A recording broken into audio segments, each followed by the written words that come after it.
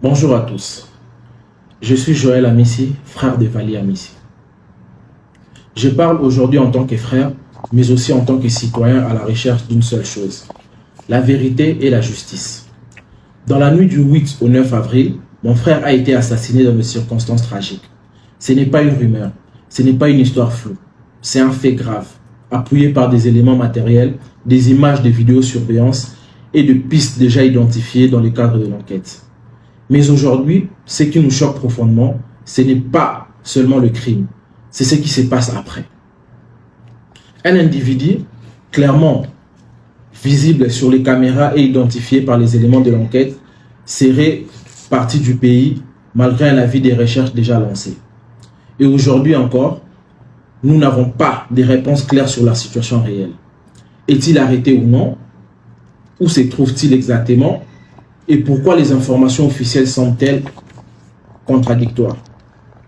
Pendant ces temps, plusieurs éléments essentiels de l'enquête ne semblent pas avoir été pleinement exploités. Des personnes en contact direct avec les faits n'ont pas été entendues. Un véhicule identifié n'a pas été saisi ni analysé correctement. Des pistes importantes restent sans suite. Pour la famille, cela crée un profond sentiment de confusion, d'incompréhension et surtout de silence.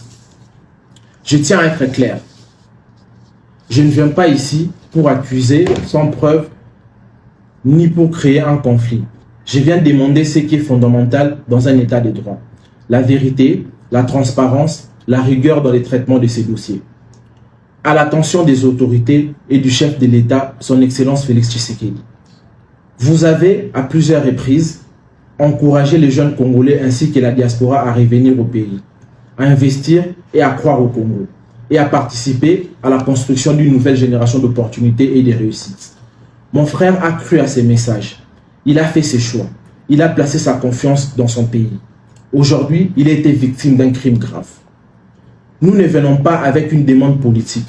Nous venons avec une demande humaine légitime. Que toute lumière soit faite sur cette affaire avec sérieux, clarté et responsabilité. Nous demandons une clarification officielle sur les statuts du suspect, des réponses sur les démarches d'extradition, l'audition de tous les témoins concernés et que toutes les preuves soient réellement prises en compte. Ce combat n'est pas seulement celui de ma famille, c'est celui de toute personne qui croit encore que la vérité doit être dite, même lorsqu'elle est difficile.